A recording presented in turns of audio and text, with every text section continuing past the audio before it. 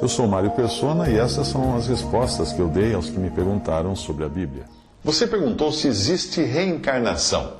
Bom, a reencarnação, a teoria da reencarnação, ela foi importada do Oriente e virou moda no Ocidente a partir do século XIX, quando também viraram modas os rituais espíritas, espiritualistas, a teosofia que foi criada na época, todo o misticismo que envolveu o Ocidente veio do Oriente, onde se acredita que existe reencarnação. A reencarnação trazida para o Ocidente, ela veio com algumas modificações, né?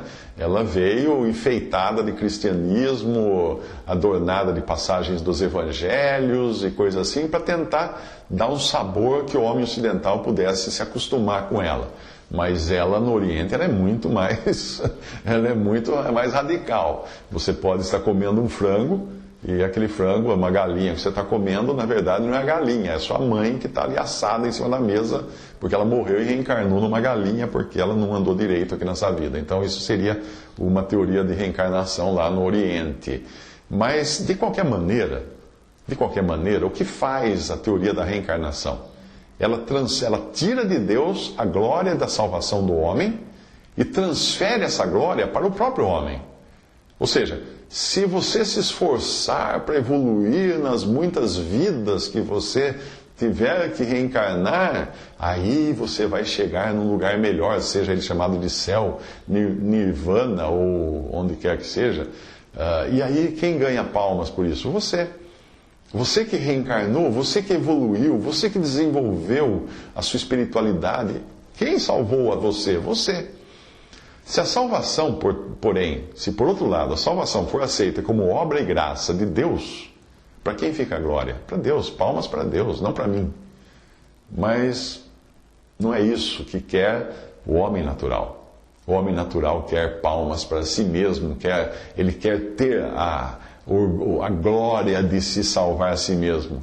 E não é isso que quer Satanás. Satanás quer sim que o homem se glorie da sua própria salvação, baseada nos seus feitos, nos seus méritos, nas suas reencarnações. E daí a teoria da reencarnação cai como uma luva para quem não quer glorificar a Deus, mas quer glorificar o homem.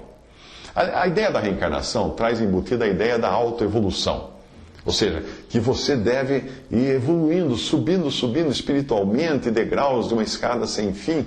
E veja como é interessante que ela chegou no Ocidente, a ideia da reencarnação, e foi largamente aceita, coincidentemente com a divulgação da obra de Charles Darwin, com a teoria da evolução das espécies.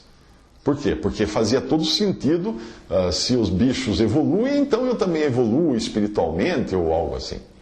Percebe como Satanás é hábil, não é? E tudo isso faz muito bem para o ego. E é a razão dos livros espíritas, como os de Chico Xavier, Zíbia Gasparetto, Allan Kardec, todos esses são best-sellers. Por quê?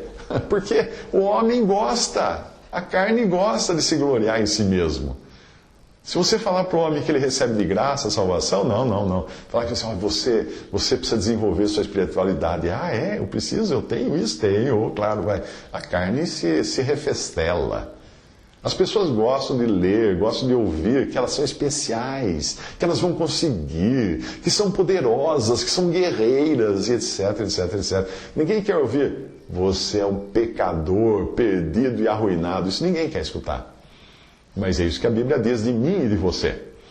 A reencarnação ou autoevolução não é o que você encontra na Bíblia. E a Bíblia nos fala de um Salvador. Se Deus providenciou um Salvador, foi porque Ele viu que nós éramos incapazes de salvar nós mesmos. Porque Salvador, para que você vai precisar de um Salvador? Se as pessoas puderem se salvar a si mesmas. Além disso, a ideia de autoevolução, de evolução própria, gera alguns problemas de ordem social. Porque essa ideia determina que alguns povos são mais evoluídos espiritualmente do que outros. Percebe? O próprio Allan Kardec acabou se revelando um racista de marca maior em alguns de seus livros. Por quê? Porque ele defendia essas ideias. Veja, por exemplo, o livro Obras Póstumas, de Allan Kardec, na primeira parte, no capítulo da Teoria do Belo. Ele escreveu o seguinte, olha o que ele escreveu. O negro pode ser belo para o negro, como um gato para os gatos, mas não o é no sentido absoluto, porque os seus traços grosseiros, os seus lábios grossos, acusam materialidade dos seus instintos. Podem perfeitamente exprimir paixões violentas, mas nunca variedades do sentimento e as modulações de um espírito elevado. Fecha aspas. Mais alguns trechos de livros de Allan Kardec e de outros mostram as consequências da doutrina espírita. Só para citar a questão das raças, hein? Sem ainda entrar em questões como reencarnação, eliminação do karma, por meio de caridade e boas obras, o que é também ótimo para o ego, né? Veja outro trecho de um livro também de Allan Kardec, o livro chamado A Gênese. Ele foi produzido pela editora Leite, em São Paulo, a primeira edição. Na edição original, isso está na página 281 desse livro. Allan Kardec escreve o seguinte: o progresso não foi, pois, uniforme em toda a espécie humana. As raças mais inteligentes, naturalmente, progrediram mais que as outras, sem contar que os espíritos recentemente nascidos na vida espiritual, vindo a se encarnar sobre a Terra, desde que chegaram em primeiro lugar, tornam mais sensíveis à diferença do progresso.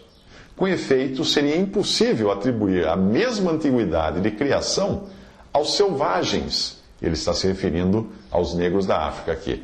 Aos selvagens que mal se distinguem dos macacos, que aos chineses, e ainda menos aos europeus civilizados. Ou seja, o que ele disse aí?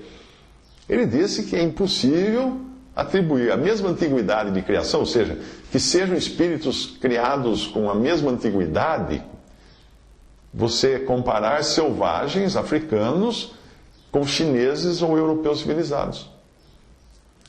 Aí ele continua, se não bastasse a tamanha bobagem, né?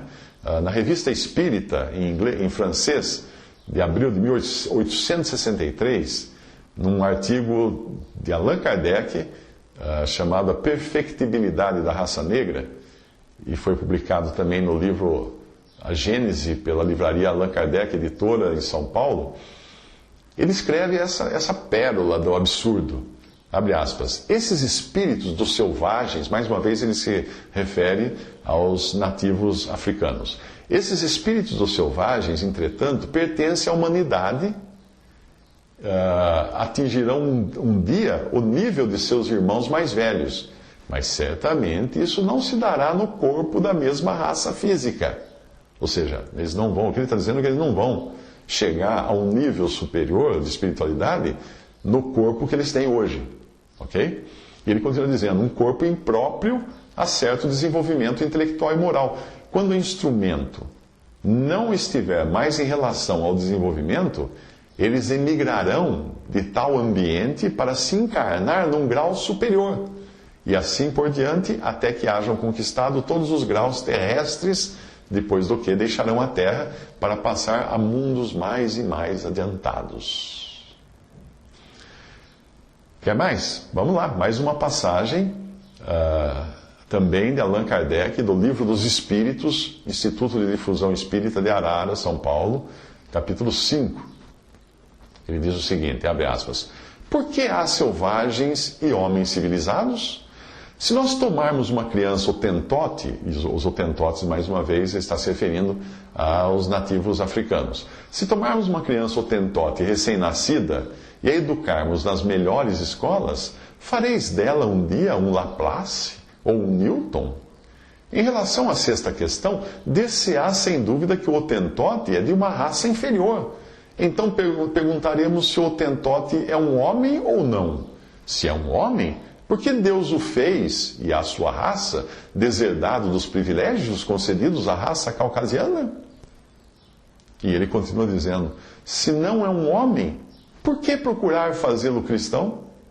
Olha que absurdo, fecha aspas aí, vai. Caucasiano é raça branca, né, a etnia branca, e otentote é o negro, membro de uma tribo sul-africana. Agora eu pergunto uma coisa: você que porventura seja negro, seja descendente, seja afro-brasileiro, descendente de africanos, você aceitaria crer num homem que escreveu tamanhas bobagens ao considerar os negros como inferiores espiritualmente, intelectualmente e fisicamente? Você aceitaria isso? Olha, Allan Kardec, se vivesse hoje, ele seria preso e processado por discriminação racial, sem dúvida alguma. Por isso que eu creio na Bíblia, eu prefiro crer na Bíblia, porque a Bíblia fala que Deus não faz distinção de pessoas. Deus não faz distinção de pessoas. O primeiro gentil, não judeu, que nós vemos que foi salvo no início da dispensação da graça atual, logo após a criação da igreja, ele era quem? Ele era um negro, ele era um escravo, um eunuco, ou seja, um negro castrado e escravo. Dentro da qualificação humana para isso, ele seria da classe, então, mais baixa aos olhos de Allan Kardec. Mas ele é um que se regozijou por crer em Cristo quando recebeu a pregação do Evangelho e foi jubilante de volta para a África com agora a sua salvação assegurada por Cristo. Isso é Evangelho. Isso é o verdadeiro Evangelho. Não é o Evangelho segundo o Espiritismo, não. Não é boa nova segundo o Espiritismo. É boa nova segundo Deus, segundo aquilo que a Bíblia ensina. A salvação por graça, que ao homem está ordenado morrer uma só vez e depois disso o juízo. Não existe reencarnação.